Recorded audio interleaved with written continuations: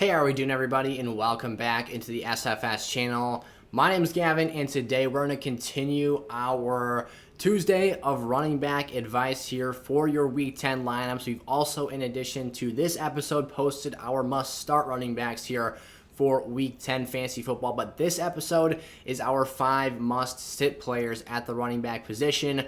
Today, we've also got our Week 10 trade advice where we talk about buy, sell, and hold candidates. So go check those episodes out after you went ahead and watched this one. But again, the name of the game for this episode is going to be 5 running backs to sit. These are guys that have tough matchups. I don't like the situations, whether it was something I saw in the Week 9 games, whether it was simply a really sturdy and stout defense that we're going up here against in Week 10. There's something at play that makes me less confident in the upside and floor overall for these running back situations. So before we jump into today's episode, drop down, leave it with the like.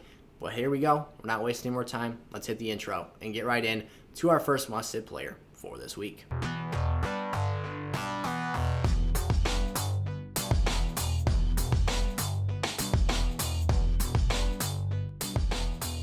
Here we go. So the first player that I'm going to have take a seat on my fantasy bench for Week 10 action is Antonio Gibson of the Washington football team. This one has been one of the biggest early round busts at the running back position for this year. Gibson has not been even close to the upside that we projected for him in the offseason and in the draft season for this year's fantasy action. Antonio has just, whether it's been the shin injury, whether it's simply been not getting him the ball properly, getting him the usage that he needs to put up the top level numbers that I believe he has the talent to be capable of doing, he hasn't put up the points in the fantasy production column, and that has certainly been an issue to this point. We touched on the shin injury. He's been pulled off of the injury report, and he is technically now on a clean slate, fully healthy, ready to go. That was ahead of last week's game that was the case, and he still notched his third game in a row with less than or equal to 6.5 fantasy points, again, over those last 3 outings. So Antonio Gibson has been very underwhelming. We're going on a month now. He's coming off a bye week, so we haven't seen Antonio Gibson score more than 6.5 fantasy points in over a month of action, and the situation doesn't get any easier from here. Tampa Bay in Week 10, this is one of the most lethal rushing defenses in the National Football League. Unless you're a top 5 fantasy running back, I find it really, really dang hard to start a player up against the Bucs defense. Ironically, Khalil Herbert was like the one player this year who ran for, I believe he crossed the 100-yard marker against this defense, but Tampa's coming off a bye week as well. And if I'm going to trust a coaching staff, the Super Bowl champion Buccaneers or the Washington football team, who we hear more bad news about their organization every other week, maybe even more frequently than that, I'll take Tampa Bay for now. And when you've got Ndamukong Suh, Vita Vea, those flying around the field linebackers with all that speed, and Devin White, Levante David, those guys are fearless, and they will stand any running back square up in the hole. Gibson's going to have tough sledding here. And normally, I would love to tell you that there's reason for optimism and give you some sense of encouragement with Antonio Gibson as a pass catcher in this matchup, but J.D. McKissic has also eaten significantly into Gibson's receiving load, and Antonio Gibson is catching passes at a lower rate than even like Josh Jacobs right now. So Antonio Gibson is not somebody I'm overly enthusiastic for the rest of this fantasy season. Barring a massive performance, Gibson utterly proving me wrong this week and having absurd numbers, looking 110% healthy and back to himself from his rookie season, I don't know how you're going to change your outlook if you're Antonio Gibson for the rest of this fantasy season, because the production has been so lackluster, so inconsistent, so undependable. You're a few splash plays from Antonio Gibson early on in the season from completely whiffing here. And this situation, like I said, has been very, very disappointing for the last month straight here for fantasy managers and owners of Gibson, who probably drafted him as a late first round pick, that is, in deeper 12, 14, 16-man leagues, or right away at the top of the second round of your draft. So hopefully you're not an Antonio Gibson owner. Hopefully this does not pertain to you, but chances are one of you's got them out there, and one of you in all of your leagues owns Antonio Gibson, so he's clearly been a very big disappointment for somebody across all fantasy leagues. Not someone I'm looking to start this week. Adrian Peterson, back-to-back weeks as a must-sit player for me here in his first 2 games with the Tennessee Titans. I love AP, awesome player, legendary, going to the Hall of Fame, but these are 2 brutal matchups to start your career as a Titan off with here. Last week, he was saved by a touchdown. 10 rushes, a mere 21 yards on the ground. Finds the end zone, though. Saves his fantasy game. Still didn't score 10 points in half PPR scoring, but at least if you flexed him, you got somewhat respectable, somewhat serviceable numbers. The matchup gets arguably tougher in terms of running defensive units that you're going up against here. The Saints have been one of the best for like 5-6 years now in a row. Dennis Allen, that defense, they are a stifling unit against the run. You've got their defensive line, the gap fits that they have. You've got Demario Davis, who prides himself in that whole defense on covering every blade of grass in the run department. These guys are just flat out dominant at stopping opposing rushing offenses. And we saw how difficult it was for Tennessee to get that ground game running without Derrick Henry. They had every opportunity. It was the Rams defense. It's a tough matchup. We all get that. But they were the front runners in that contest for dang near 4 quarters. Matt Stafford's 2 picks early put the Rams down, and the Titans controlled the rest of that football game. And they just did not play good, sound offensive football. It's clear that Derrick Henry is incredibly valuable to this team. We knew that. AP, McNichols, Deontay Foreman, they weren't able to make up the gap. It wasn't anywhere close to what this rushing attack has been in weeks and years past and prior. There's going to be an adjustment. It's going to take more than a couple of weeks here to get these running backs established into a committee or a system where they can truly make up for, or at least start to make up for, the loss of Derrick Henry in this offense. It's not going to be this week against New Orleans. Again, it's a brutal matchup for the second straight week here. I'm going to be more cautious, more conservative with Adrian Peterson. That's why we talked about him right off the bat as a sell high candidate the second he signed there, because the hype around Adrian Peterson just being all day, being a Hall of Fame caliber player in a great situation offensively doesn't necessarily mean you're going to get elite fantasy numbers from him in return. So AP, I've talked about this already before. I'll say it again. He's a low-end fantasy running back to the rest of the season at best. And this week, he could be a flex level or lower type performer if he's not able to find the end zone. Alex Collins, the Seattle Seahawks, technically lead running back. You've got yourself a committee-style system here in Seattle right now against Green Bay, at Green Bay more importantly. We'll get into that in just a second here. I'm not looking to be involved in this offense with the running game with no Chris Carson in this matchup. We've seen how the other backs, DJ Dallas, Rashad Penny, have worked in here and taken touches away from Alex Collins. Now, basically all of them are dealing with some minor bumps and bruises. They're all banged up. Alex Collins barely made it through the Jags game with his groin injury. So, theoretically, let's just say Alex Collins is not ready to go for this matchup. Whoever the healthy Seattle Seahawks running back come game time, and whoever we expect to be that lead Seahawks back is, I'm not starting them this week. They're not giving you RB2 or better numbers. Russell Wilson is returning for this game. That's big news. That's a big deal. He's been cleared to play at Green Bay at Lambeau Field.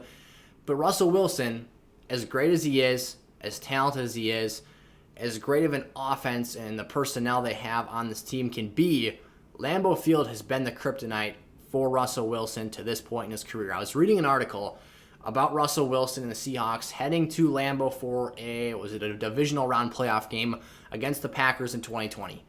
Russell Wilson, heading into that contest, was 0-3 at Lambeau Field in his career, 57.3% completion percentage, which is below average, 3 touchdowns and 6 interceptions in the prior starts he's made at Green Bay. They then wanted to lose that game. Russell Wilson is now 0-4 at Lambeau Field. We don't know if Aaron Rodgers is playing yet. We don't know if it's going to be Jordan Love, which quarterback it's going to be for Green Bay out there. But in general, Russell Wilson has struggled to produce at Lambeau Field. I don't know what it is. That's just the stats. That's just the analytics, the metrics behind his performance at Lambeau throughout his career as a Seahawk. Aside from that, he's coming back from a dislocated finger that required surgery, a stent in his finger, And it's his first game back off that injury in his throwing hand, which makes it obviously a heck of a lot more relevant. We saw players like Dak Prescott, who missed simply one game last week, come back and be incredibly rusty, play terrible football, and ultimately he cost the Cowboys that game. Say what you will, he got some garbage time yards, picked up a couple touchdowns late. It was irrelevant at that point. They were trailing like 30-0 for so much of that contest. And this is a far lesser comparison to be making to Russell Wilson, but Tyrod Taylor coming back off the injured reserve and making his first start back as the Texans starting quarterback showed significant signs of rust and inept play in that game as well. So, in general, how much can we really expect from Russell Wilson in this game? I see that impacting the rest of these players and the rest of the Seahawks offense.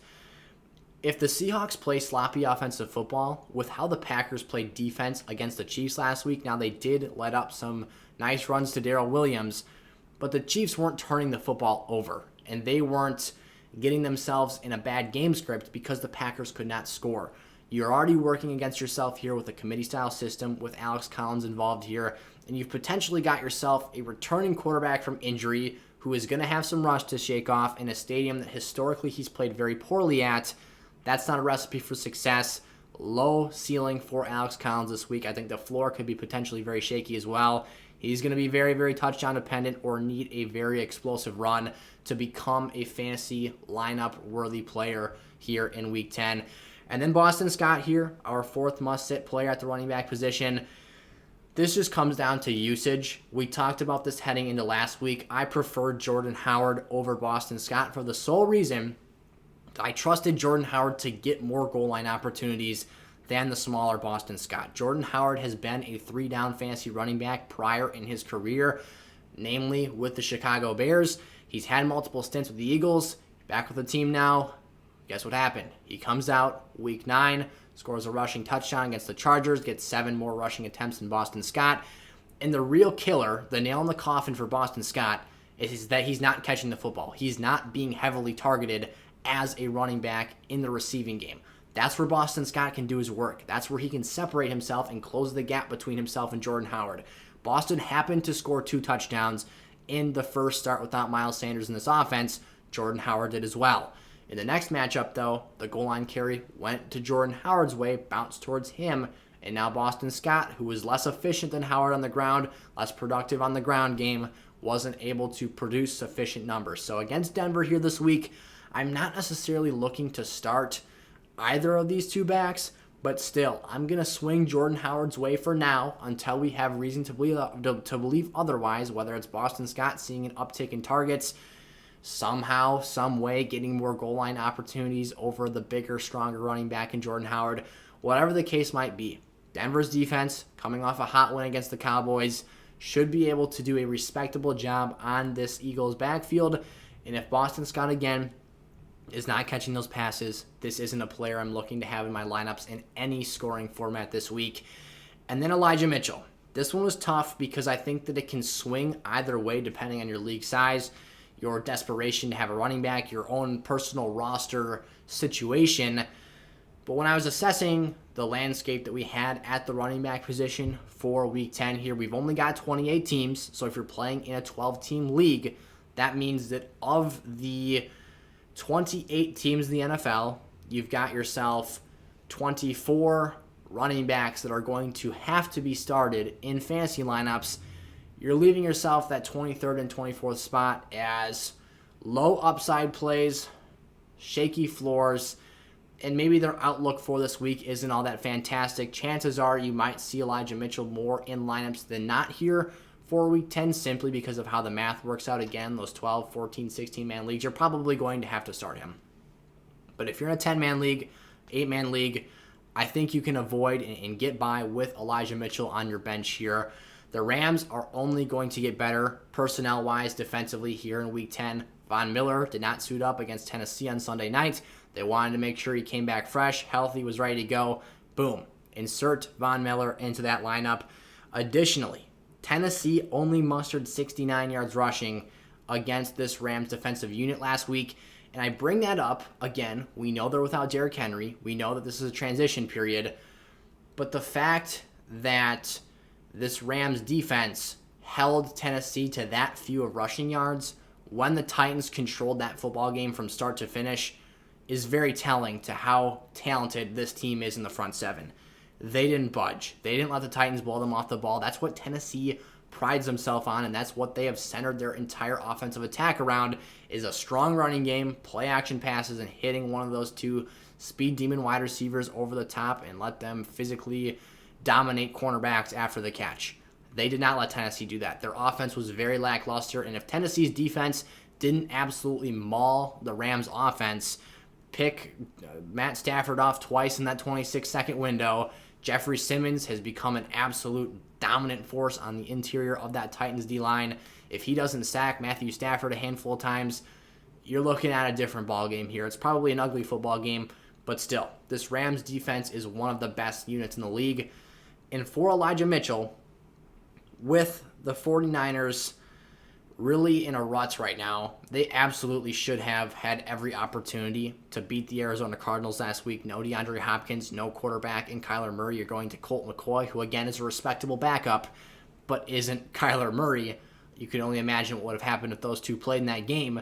You also lose your starting tackle, Mike McGlinchey, for the rest of the season. So you're talking about a team that's coming into this game adjusting and semi-handicapped in terms of you're losing one of your best off-tackle run blockers, and now you've got to start to adjust, figure out how you're going to address that concern and that loss for the rest of the way this season. I think that makes Mitchell's ceiling quite low here, and that's what makes him undesirable for me. Another thing that I don't love about Elijah Mitchell, and he started to change the narrative in this department last week with 5 receptions on 5 targets, is that he hasn't been an overly involved receiving threat this year. He's only got 9 targets on the season, but 5 of them happened to come last week, so only 4 in his previous starts up until that point. Again, he did catch 5 passes last week, so maybe that starts to change a little bit, but the trend over the larger portion of this season has been that he's not that involved as a receiver. So tough matchup, low ceiling.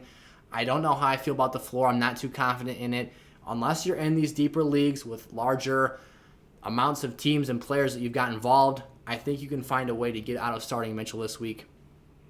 You're limiting yourself and your ceiling, your team's upside by starting him. I would look to go another option, another direction than Mitchell if possible here in Week 10. Alrighty, those were our 5 must-sit running backs here for Week 10 action. If you enjoyed today's video, again, hit that like button, click the subscribe button if you're new around here. We're trying to grow this SFS community. Keep each and every single one of you guys involved in the most interactive fantasy channel out there on YouTube, and help as many of you as possible take home that ultimate championship prize this NFL season. And obviously, we're going to try and help out as many of you as possible this year, so we want to keep this community growing. But with that being said, go check out one of our other 5 episodes we've already got up for this week. Mondays and Tuesdays are busy for us here at SFS. We're pumping out videos left and right and getting you guys set up early on in the week here for successful Week 10 outings. Thank you guys so much for all the support. Thank you guys for all the love. Drop your comments, your questions down in the comment section below, and we'll get back to as many of you as possible here before kickoff in this week's games. With that being said, we'll see you guys later. Peace out.